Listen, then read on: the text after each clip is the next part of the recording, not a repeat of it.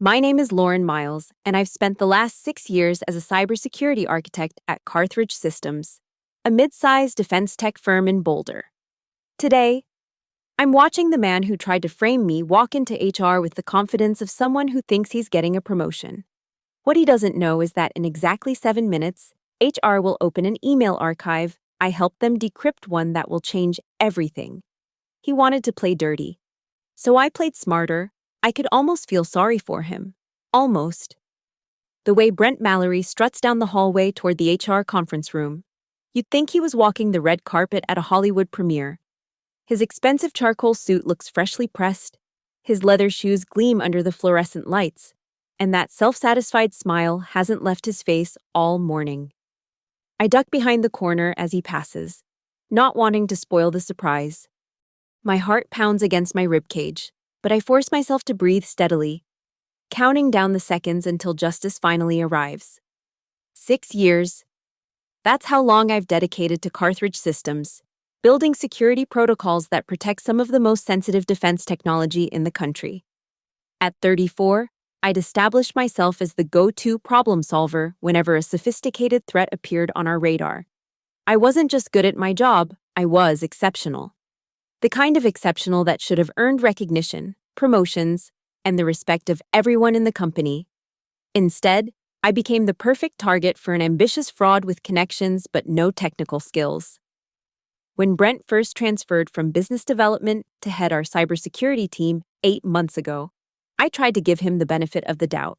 Sure, his resume showed no actual technical experience, but I'd worked with non-technical managers before. Sometimes they brought valuable perspective from the business side. Sometimes they were humble enough to learn from their teams. Brent was neither. "Lauren, I need you to walk me through this firewall architecture again," he said during our first one-on-one meeting, his eyes glazing over as I explained the multi-layered defense system I'd designed. "But dumb it down a bit. All these technical details aren't necessary for the big picture." I should have seen the red flag then. But I genuinely believed everyone deserved a chance to learn and grow. So I simplified my explanations, created visual aids, and spent hours catching him up on cybersecurity fundamentals that anyone in his position should have known before taking the job. 2 weeks later, I watched him present my firewall architecture to the executive team as if it were his own creation. He even used my exact diagrams only with his name in the footer where mine had been. "Brilliant work, Brent," our CEO had said, clearly impressed. This is exactly the kind of innovative thinking we needed in that department. I sat silently in the back of the room, my face burning with a mixture of anger and disbelief. When our eyes met briefly across the conference table, Brent gave me a small, knowing smirk before turning back to accept more praise. That was just the beginning. Over the next few months, Brent systematically positioned himself as the security genius while relegating me to background work. My invitations to executive meetings gradually disappeared. My project proposals needed to go through Brent for review first, only to be presented later with his name attached. When I confronted him privately, his response was both dismissive and threatening. "Lauren, you're a great technician, but this is how business works," he said, leaning back in his chair with casual confidence. "I need to establish myself as a leader here. You should be grateful I'm bringing attention to your department. Besides, who do you think they'll believe if this becomes an issue? The new manager they specifically brought in to revitalize the department, or the engineer who's been overlooked for promotion 3 times already?" That last comment stung because it was true. Despite my contributions, I'd repeatedly been passed over for advancement, always with vague explanations about not quite being ready for leadership or needing to develop better executive presence. Now I understood that corporate politics trumped actual skill and dedication every time. Still, I kept my head down and continued doing excellent work. What choice did I have? The job market was tight, and Carthage Systems offered stability and interesting technical challenges. I told myself that eventually, Brent would make a mistake that would reveal his incompetence. I just needed to be patient. Then came the incident that changed everything. It was a Tuesday morning when our network monitoring system triggered a critical alert unusual data transfers from our internal development servers to an external IP address. As the senior security architect, I immediately initiated our incident response protocol, locking down affected systems and beginning the forensic analysis. "What's the situation?" Brent demanded, appearing at my desk 15 minutes after I'd sent the alert to the security team. "Possible data exfiltration attempt," I explained, not looking up from my screen where I was tracing the digital footprints. "I've isolated the affected servers and I'm tracking the connection path now. It looks sophisticated. They're bouncing through multiple proxy servers." "Have you notified the CTO?" Brent asked, his voice betraying unusual nervousness. "Not yet. I wanted to have more concrete information before escalating. Standard protocol is to, I'll handle the communication," he interrupted. "You focus on stopping the breach." I worked for the next 14 hours straight, eventually identifying and closing the vulnerability that had allowed the intrusion. The attackers had exploited a previously unknown weakness in one of our third-party security tools, a zero-day vulnerability that even the vendor wasn't aware of. By the time I finished, I was exhausted but satisfied. We'd caught the breach early, minimized data exposure, and I documented the entire attack vector for the security community. It was exactly the kind of high-stakes situation where I thrived. The next morning, I dragged myself into the office, running on just 4 hours of sleep but eager to complete my incident report. I'd barely settled at my desk when I received an email from Human Resources requesting my immediate presence. In the conference room sat Brent, our CTOs Marcus Heller, and Tina Calder from HR. Their expressions ranged from grim to uncomfortable, and a sickening premonition settled in my stomach before anyone spoke. "Lauren," Marcus began, his tone formal and cold. "We've discovered some deeply concerning information about yesterday's security incident." Brent slid a printed report across the table. My name was prominently displayed at the top, but the contents were nothing I'd written. "According to the logs and Brent's analysis," Marcus continued, "the vulnerability was created 3 weeks ago when firewall rules were modified from your workstation. The changes were subtle enough to bypass regular security scans, but created a deliberate backdoor into our development environment." I stared at them in shock. "That's impossible. I didn't make those changes." "Your credentials were used," Brent said, his face a mask of regret that didn't reach his eyes. "And the modification timestamps align with your logged work hours." "Someone must have compromised my account," I insisted, my mind racing. "We need to investigate this as another security breach." "We've already conducted a preliminary investigation," Brent replied smoothly. "There's no evidence of account compromise. The commands originated from your IP address, your workstation, with your authorization patterns." I looked desperately at Marcus. "This makes no sense. Why would I create a vulnerability and then be the one to discover and fix it?" "Perhaps to appear as the hero," Brent suggested quietly. "It wouldn't be the first time a security professional manufactured a threat to gain recognition." The accusation was so outrageous that for a moment I couldn't speak. When I found my voice again, it was shaking with anger. "That's absurd. I've given 6 years to this company. Check my record. I've never needed to create problems to solve them. The real issues keep us busy enough." Tina Calder, who had been silently observing, finally spoke. "Given the seriousness of these allegations, we're placing you on administrative leave while we conduct a full investigation. 2 weeks, paid. We'll need your company laptop and access badge before you leave today." I felt like I'd been punched in the stomach. "You can't be serious." "I'm afraid we are," Marcus said. "If the investigation clears you, you'll be reinstated immediately with an apology. But we have to follow protocol." As I surrendered my laptop and badge to Tina, Brent had the audacity to place a comforting hand on my shoulder. "Don't worry, Lauren. I'm sure this will all get sorted out." I shrugged off his touch and left the building in a daze, too shocked to even cry. It wasn't until I reached my apartment that the full weight of what had happened crashed down on me. Someone had framed me, using my own credentials to create a security vulnerability. And the timing of the discovery right after Brent had taken control of communicating with the CTO was too convenient to be coincidental. Brent was setting me up to take a fall. But why? What did he have to gain from destroying my career? The answer came the very next day in the form of a text message from Miguel Reyes, a junior IT specialist at Carthage who I'd mentored when he first joined the company. Can we meet? Not at the office. It's important. 3 hours later, we sat in a corner booth at a coffee shop 10 miles from Carthage Systems. Miguel looked nervous, constantly checking over his shoulder as if expecting to be followed. I shouldn't be telling you this, he said in a low voice. But what they're doing to you isn't right. Brent's been positioning himself for a big promotion, Director of Information Security. It's a new position they're creating, reporting directly to the CTO. I processed this information slowly. And he saw me as competition. Miguel nodded. You were the obvious choice based on experience and technical skill.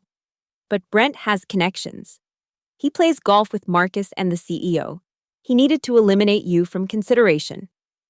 By making it look like I created a security vulnerability, I finished, the pieces finally falling into place. Do you have any proof of this? Miguel hesitated. Nothing concrete, just conversations I've overheard.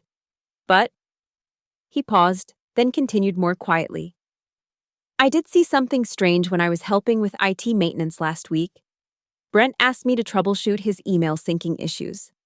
While I was working on his computer, I noticed he had a folder of scripts that looked like log manipulation tools. I didn't think much of it at the time, but after what happened, my mind was already racing with possibilities. If Brent had used specialized scripts to forge log entries, there might be traces of the manipulation. No digital forgery was perfect. There were always artifacts left behind, especially to someone who knew where to look. Miguel, I need your help, I said, leaning forward. I need access to the system logs from the past month, the raw server logs, not the processed security reports that Brent could have altered. He paled slightly. That's risky. If I'm caught accessing those while you're under investigation, I know I'm asking a lot, I acknowledged. But if you don't help me, my career in cybersecurity is over. No one will hire me with this kind of mark on my record. After a long moment, Miguel nodded reluctantly. I can create a temporary admin account that won't leave obvious traces, but you'll only have access for 24 hours. And you'll need to use a secure connection that can't be traced back to you. Thank you, I said, the first glimmer of hope warming my chest. I'll make it count. That night, using a laptop borrowed from a friend and connecting through multiple VPNs, I logged into Carthrage's systems using the credentials Miguel had provided. I worked methodically, examining raw log files and comparing them with the processed security reports that had been used against me. It took hours of painstaking analysis, but eventually, I found what I was looking for, subtle inconsistencies in the timestamp sequences that indicated manipulation. Someone had inserted false log entries showing commands from my workstation that I never issued. The forgery was clever, but they hadn't accounted for server synchronization patterns that created millisecond-level discrepancies. To most people, these would be invisible. But to a security specialist looking specifically for tampering, they were like glowing fingerprints. I documented everything, creating copies of the raw logs and highlighting the evidence of manipulation. But I knew it wouldn't be enough. I needed to prove Brent was behind it, not just that the logs had been tampered with. Anyone could claim that I had manipulated the logs myself to cover my tracks. I needed more. Digging deeper into the system, I expanded my search to include email server logs. If Brent had planned this frame-up, there might be communications that would expose him. It was a long shot, but I was desperate. What I found exceeded my wildest expectations. Brent had made a critical mistake. He'd set up his personal Gmail account to sync with his work email for convenience, a common but serious security violation that most companies explicitly forbid. When his emails synced, they created shadow copies in Carthrage's backup systems. And unlike his carefully curated work communications, his personal emails revealed his true character. There were messages to a recruiter at Axiom Defense, Carthrage's main competitor, discussing potential employment. That alone was concerning, but not damning. What made my heart race was an email from 3 weeks ago. I can provide the framework documentation you requested once my position is secured. As discussed, I'll need the compensation package we talked about, plus the signing bonus. The Carthage firewall architecture alone should be worth that much to Axiom. I've attached a small sample to demonstrate good faith. Attached was a PDF containing the first page of our proprietary security framework, confidential intellectual property that Brent had no right to share with anyone, let alone a competitor. Further emails detailed his plan to frame me for the security vulnerability, creating a crisis that he could heroically resolve, cementing his qualifications for the director position. He'd even discussed the plan with someone outside the company, bragging about how easy it would be to manipulate the system logs to implicate me. I sat back, stunned by what I'd discovered. This wasn't just workplace sabotage, it was corporate espionage and fraud. Brent hadn't just tried to derail my career, he'd compromised company security and attempted to sell proprietary information to a competitor. But I couldn't just take this evidence to Marcus or the executive team. Brent had already poisoned the well against me, and accessing the system while on administrative leave even to prove my innocence violated company policy. I needed an ally inside Carthage, someone with the authority to act on this information without dismissing it outright. I thought of Tina Calder in HR. During my 6 years at Carthage, I'd had limited interactions with her. But I'd always found her to be fair and straightforward. More importantly, Miguel had once mentioned that Tina had clashed with Brent shortly after his arrival, when he'd attempted to have one of his team members terminated without proper documentation. The next morning, I called Tina's direct line, bypassing the main HR number where my call might be flagged. "Ms. Calder, this is Lauren Miles," I said when she answered. "I know I'm not supposed to contact anyone at Carthage during my leave, but this is urgent. I've discovered evidence of serious misconduct that goes far beyond the allegations against me." There was a long pause before she responded. "I shouldn't be talking to you during an active investigation, Lauren." "I understand," I said quickly. "But this involves corporate espionage and potential data theft. If you give me 15 minutes of your time, somewhere away from the office, I can show you evidence that will change everything you think you know about this situation." Another pause, longer this time. "I can meet you at the Parkside Cafe at 1 p.m. 15 minutes, no more. And I make no promises about what I'll do with whatever information you provide. That's all I'm asking for. Thank you." The Parkside Cafe was a small establishment several blocks from Carthage's offices, not typically frequented by company employees. I arrived early, securing a corner table that offered privacy and a clear view of the entrance. At precisely 1 p.m., Tina walked in, her expression carefully neutral as she spotted me and made her way over. 15 minutes, she reminded me, taking a seat and declining my offer to order her a coffee. I nodded and got straight to the point. "Brent Mallory framed me for creating that security vulnerability. I have proof that he manipulated the system logs to implicate me. And I've discovered emails showing he's been attempting to sell Carthage's proprietary security technology to Axiom Defense." Tina's professional mask slipped slightly, revealing genuine surprise. "Those are extremely serious allegations, Lauren." "I know. That's why I brought evidence." I slid a USB drive across the table. "This contains copies of raw server logs showing timestamp inconsistencies that prove tampering, along with emails from Brent's personal account discussing both the frame-up and his negotiations with Axiom." She didn't touch the drive. "How did you access these logs while on administrative leave?" It was the question I'd been dreading, but I'd decided honesty was my only option. "I had help from someone inside who believes in my innocence. I won't name them because they took a risk to help me clear my name. But everything on that drive can be verified independently by your IT security team if they know where to look." Tina considered this for a moment.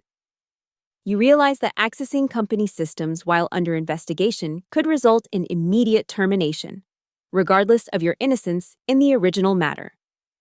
"I do," I admitted. But faced with the destruction of my career over false accusations, I made a choice. The evidence on that drive doesn't just clear me, It exposes a genuine security threat to Carthage. Brent Mallory has been attempting to sell your security architecture to your biggest competitor. That should concern you more than how I obtained the proof. She finally picked up the USB drive, examining it thoughtfully. What exactly do you want me to do with this, Lauren? Verify it independently. Have your IT security team, not Brent, examine the raw logs and confirm the tampering. Check the email server backups for the messages I've highlighted. Once you've confirmed everything, I trust you'll do the right thing. Tina's expression remained carefully neutral.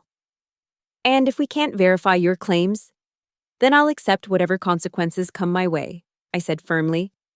But I know what you'll find. Brent got sloppy because he underestimated me. He thought I wouldn't fight back, or that I wouldn't have the technical skills to expose his manipulation. He was wrong. Our 15 minutes were almost up. Tina stood, slipping the USB drive into her jacket pocket. I'll look into this, Lauren. That's all I can promise right now. Thank you. That's all I'm asking for. As she turned to leave, she paused. For what it's worth, I always found the timing of these allegations against you suspicious.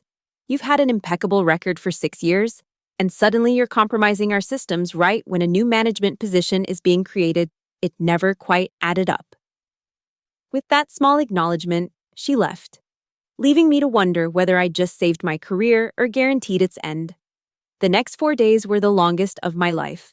I heard nothing from Tina or anyone else at Carthage, and with each passing hour, my anxiety grew. Had Tina simply turned the USB drive over to Brent, was he now destroying evidence and covering his tracks more thoroughly, or worse? Had she checked and found nothing, concluding that I'd fabricated the evidence in a desperate attempt to save myself? On the 5th day, when my phone rang with Tina's number, my hand was actually shaking as I answered.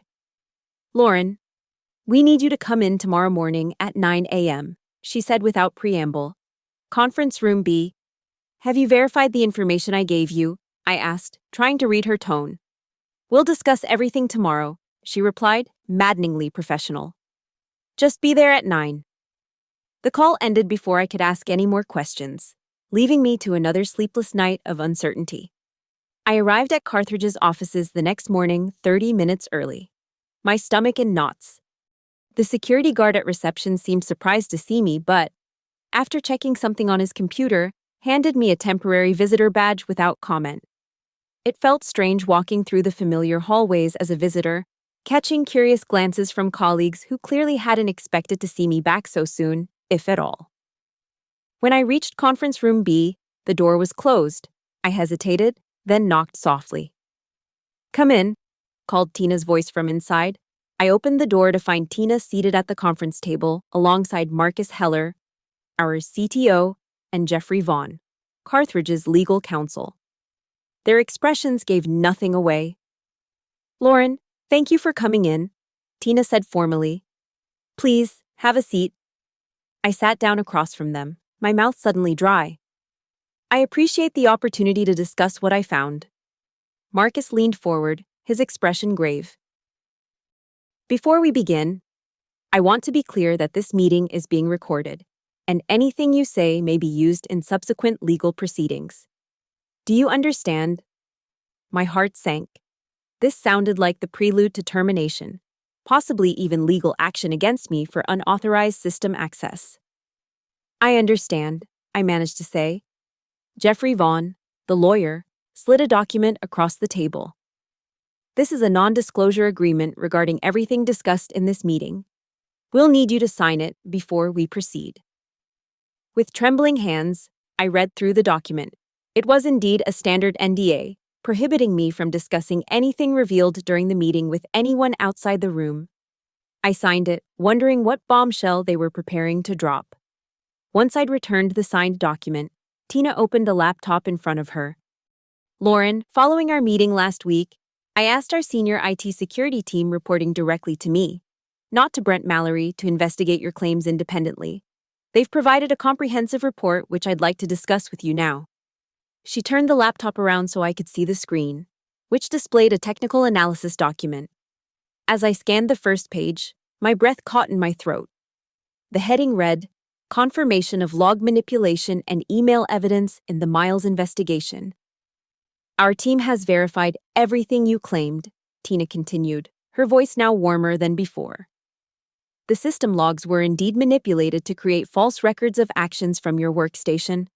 The timestamp inconsistencies you identified were the key to unraveling the whole deception. Marcus spoke next, his previous coldness replaced with what seemed like genuine regret. Lauren, I owe you an apology. We should have been more thorough in our initial investigation instead of accepting the evidence at face value.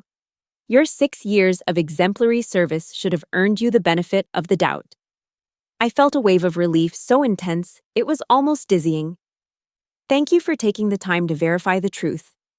That's not all, Tina said, clicking to a new document on the screen. We also found the emails you referenced, plus several more that you hadn't discovered.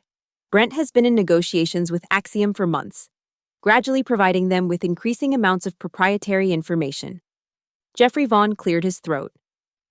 The evidence suggests multiple violations of his employment contract, corporate espionage, fraud, and potentially criminal computer tampering.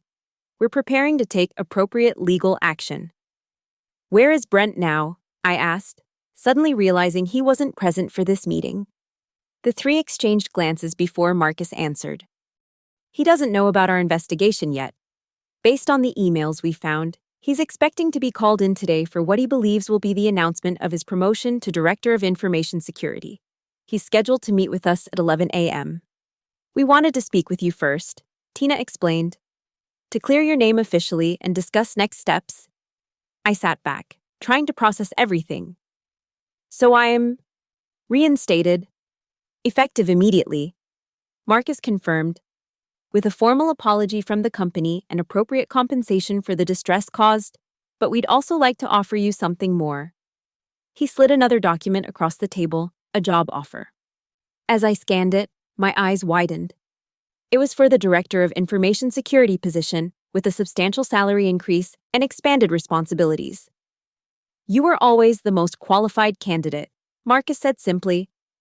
We just allowed ourselves to be misled by someone who prioritized his advancement over the company's security and his colleagues' well-being. It was everything I'd worked for, everything I deserved. Yet I hesitated, my mind racing with unexpected doubts. The vindication was sweet, but something about simply stepping into the role that Brent had schemed for felt tainted somehow. I appreciate the offer, I said carefully, but I'll need some time to consider it. Tina nodded understandingly. Of course. This has been a traumatic experience, and you shouldn't rush into any decisions. In the meantime, Marcus added, would you like to be present when we confront Brent with the evidence? You have every right to witness that conversation, given what he attempted to do to your career. The offer was tempting a chance to see justice delivered firsthand, but something in me resisted the idea of making this personal, of showing Brent how much his betrayal had affected me. I think I'd prefer to observe remotely, if possible, I said after a moment's thought. I don't want my presence to distract from the seriousness of what he's done. Marcus nodded. We can arrange that. There's a small observation room adjacent to this conference room with a one-way window. You'll be able to see and hear everything without being seen. And so, 2 hours later, I found myself standing silently in the darkened observation room, watching as Brent Mallory strode confidently into Conference Room B. He wore his best suit, the same one he'd worn to the executive presentation where he'd first claimed my work as his own. His smile faltered slightly when he saw Jeffrey Vaughn seated alongside Tina and Marcus, but he quickly recovered, extending his hand in greeting. Jeffrey, I didn't expect legal to be part of this meeting. Is there something I should know? His tone was jovial, still riding the assumption that this was his moment of triumph. Please, take a seat. Brent, Tina said, her voice professionally neutral. We have some matters to discuss with you. He sat down, smoothing his tie with an air of anticipation. I understand congratulations might be in order. Before we get to that, Marcus said, opening a folder in front of him. We'd like to discuss some concerning information that's come to our attention regarding the recent security incident. Brent's expression remained confident. though I noticed a slight tightening around his eyes.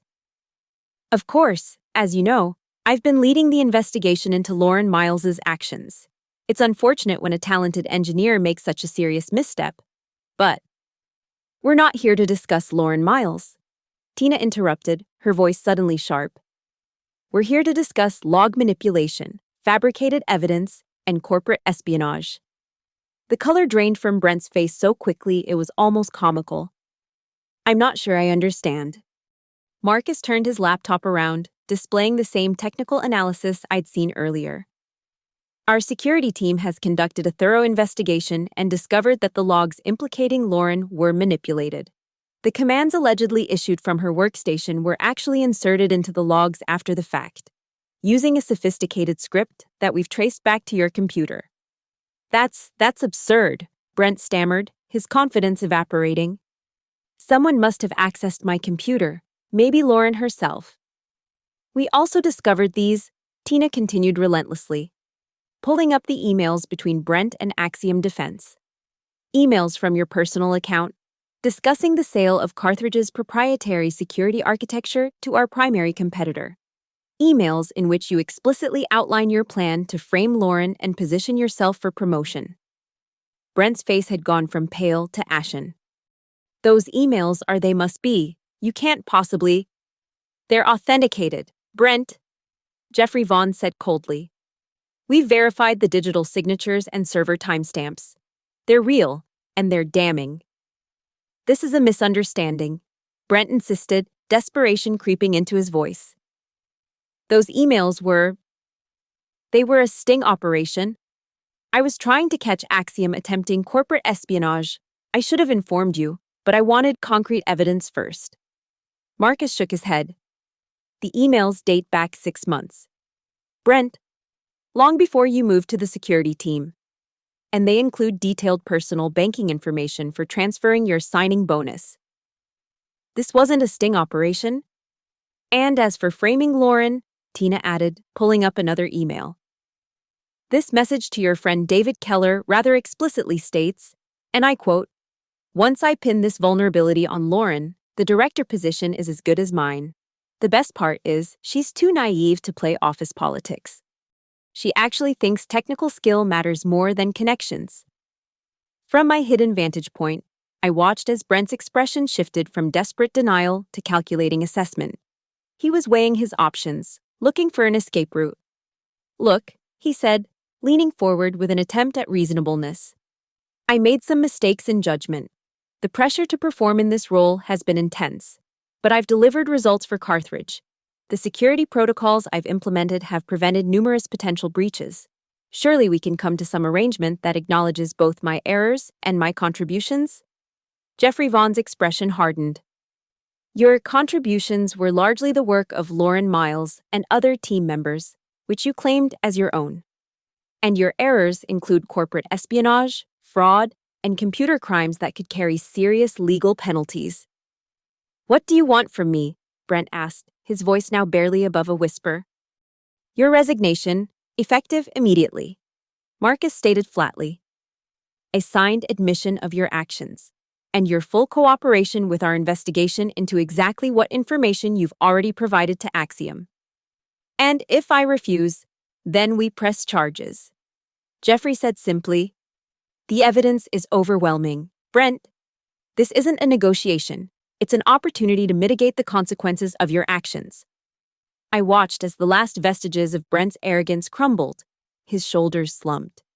And for the first time since I'd known him, he looked his actual age rather than the youthful, dynamic image he so carefully projected. I'll sign whatever you want, he mumbled, defeated. As Tina pushed the prepared documents toward him, I stepped back from the observation window, suddenly feeling no satisfaction in watching his humiliation. The man who had nearly destroyed my career was getting what he deserved. But witnessing his downfall brought me no joy, only a profound weariness and a desire to be anywhere but here. I slipped out of the observation room and made my way to my old desk, which remained untouched since my abrupt departure 2 weeks earlier. Personal items were still in the drawers, family photos still displayed on the desk. It should have felt like coming home.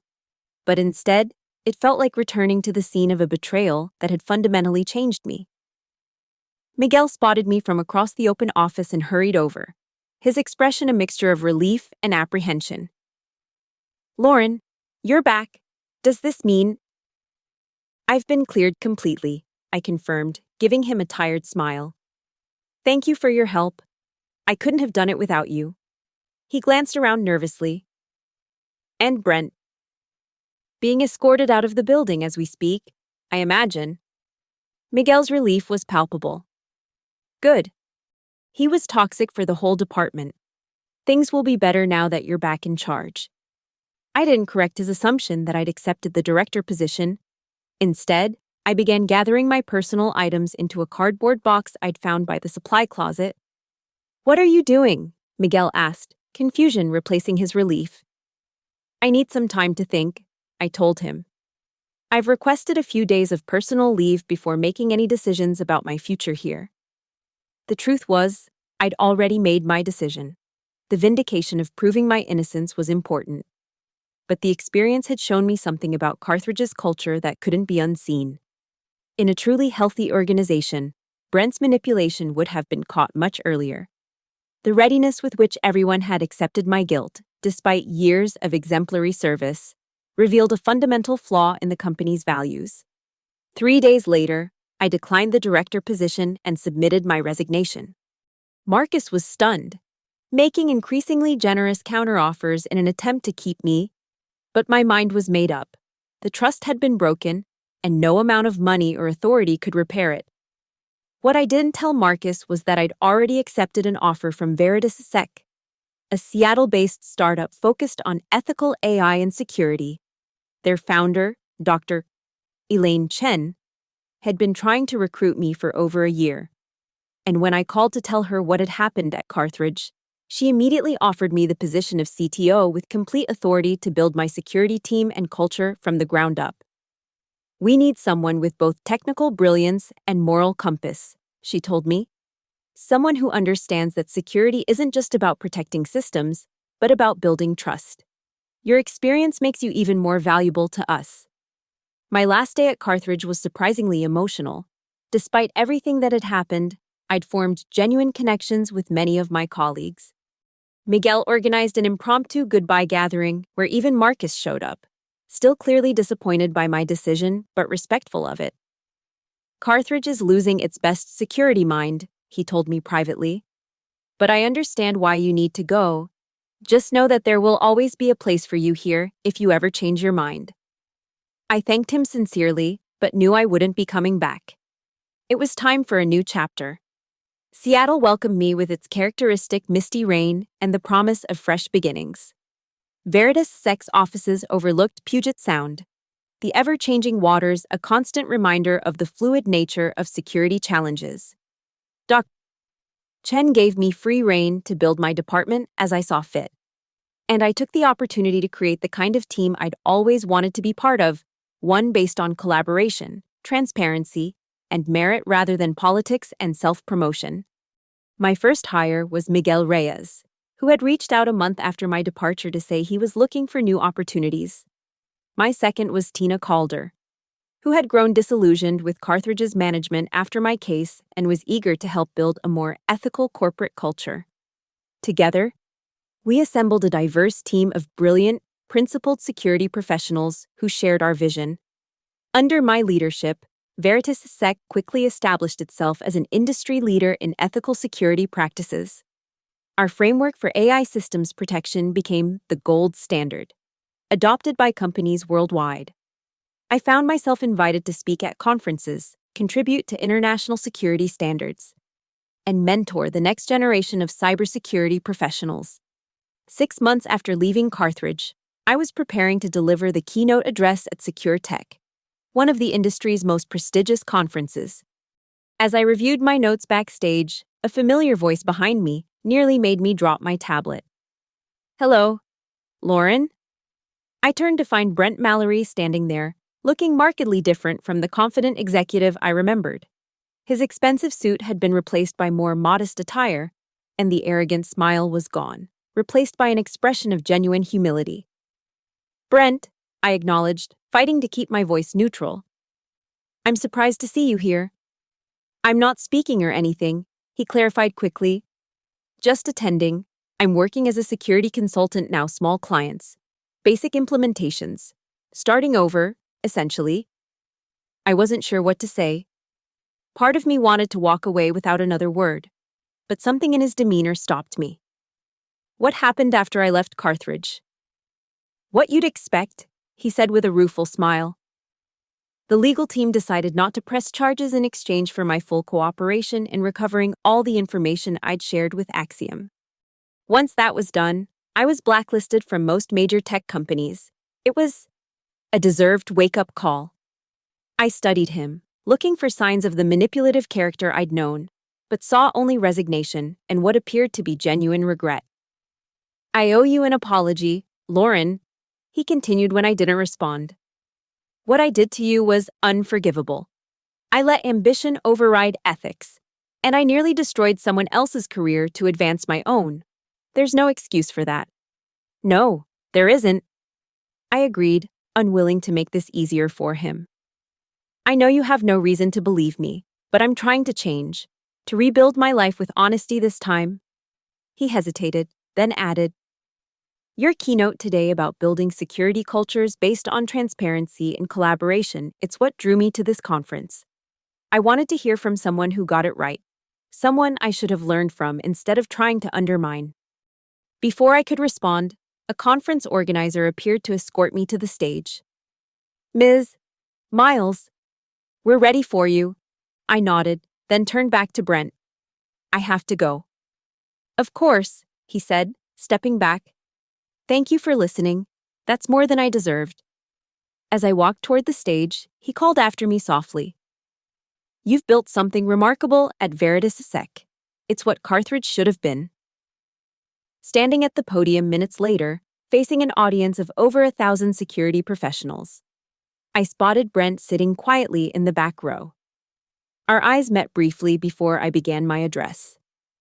Security isn't just about protecting systems, I told the audience. It's about creating environments where truth is valued above advancement, where ethical behavior is rewarded more than political maneuvering, and where we remember that behind every line of code are human beings whose trust we're obligated to honor. The irony wasn't lost on me that Brent's betrayal had ultimately led me to where I truly belonged, doing work that mattered in a culture I had helped create. His attempt to derail my career had instead redirected it to something better than I could have imagined at Carthage. 2 weeks after the conference, an email appeared in my inbox with Brent's name in the sender field.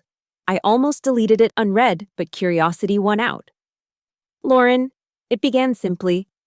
I won't take much of your time. I just wanted to let you know that your keynote changed something fundamental in how I think about my work and my life. You spoke about security as a form of truth-telling, and it made me realize how far I'd strayed from any meaningful truth. I'm not asking for forgiveness or even a response. I just thought you should know that your words reached at least one person who needed to hear them. Thank you for that unexpected gift. I read the email twice, my finger hovering over the delete button. In the end, I closed it without responding and turned my attention to more important matters, the nomination I'd just received for the National Cybersecurity Excellence Award, the upcoming expansion of Veritas Sec's Ethical AI division, and the team of brilliant, honest professionals who were waiting for my input on a new security protocol. Brent Mallory had once tried to frame me to get ahead. In response, I hadn't just exposed his deception, I'd found my true path. That was victory enough.